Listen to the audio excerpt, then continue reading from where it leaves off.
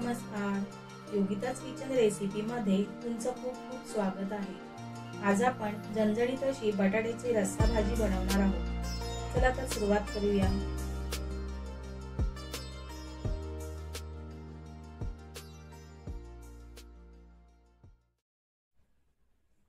इथे मी 3 बटाटे सोलून आणि अशा प्रकारे कापून फोडी करून घेतले आहेत। भाजीच्या रस्स्यासाठी भाजलेला कांदा आणि खोबऱ्याचं वाटण करून घेतलं आहे। तसेच एक बारीक चिरलेला टोमॅटो, एक बारीक चिरलेला कांदा, 1 चमचा मोहरी, 1 चमचा लाल तिखट, 1 चमचा धने जिरे पावडर, कोथिंबीर, कढीपत्ता, 1 चमचा आलं लसणाची जाडसर वाटलेली पेस्ट, हळद आणि चवीपुरतं मीठ घेतलं आहे। आता भाजी बनवण्यासाठी गॅसवर कढईत 2 चमचे तेल घातलं आहे। तेल गरम झाल्यावर मोहरी घालूया। मोहरी छान तडतडल्यावर 4 ते 5 कढीपत्त्याची पानं घालून आलं लसणाची पेस्ट घालूया आणि तेलात परतून घेऊया।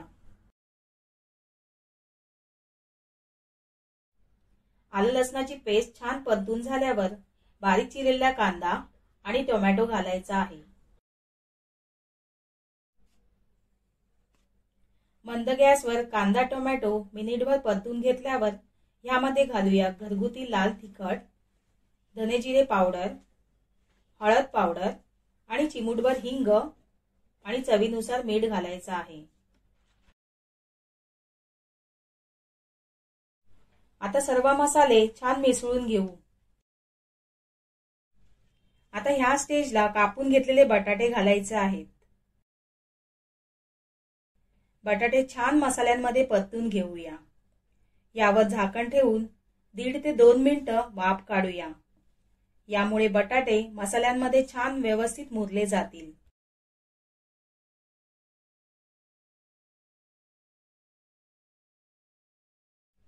आता ह्या भाजीला आपल्याला गरम पाणी घालायचं आहे। तुम्हाला जसा रस्सा कमी जास्त हवा तसं पाणी कमी जास्त करू शकता। आता यावर झाकण ठेवून 7 ते 8 मिनिटांसाठी बटाटे शिजेपर्यंत मंद आचेवर शिजवून घेऊया।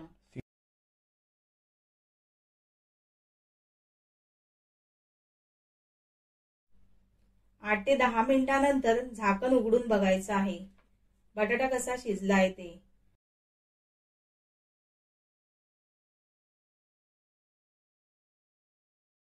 बटाटा छान शिजला आहे। यामध्ये आता भाजून घेतलेलं कांदा खोबऱ्याचे वाटण घालूया आणि व्यवस्थित भाजीत मिसळून घेऊयात। वाटण घातल्यामुळे रस्सा चांगला दाटसर होईल आणि चवीला सुद्धा छान लागेल। आता वरून बारीक चिरलेली कोथिंबीर घालून मिसळून घेऊ। पुन्हा एकदा भाजीला एक उकळी काढू आणि गॅस बंद करूया।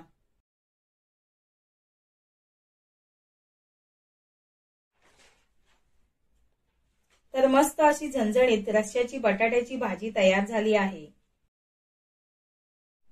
अप्रतिम चवीची ही बटाटा रस्सा भाजी भाकरी सोबत किंवा भाताबरोबर सुद्धा खायला खूप छान लागते। आजची रेसिपी आवडल्यास व्हिडिओला लाईक करा, कमेंट करा आणि चॅनलला सबस्क्राइब करा। धन्यवाद।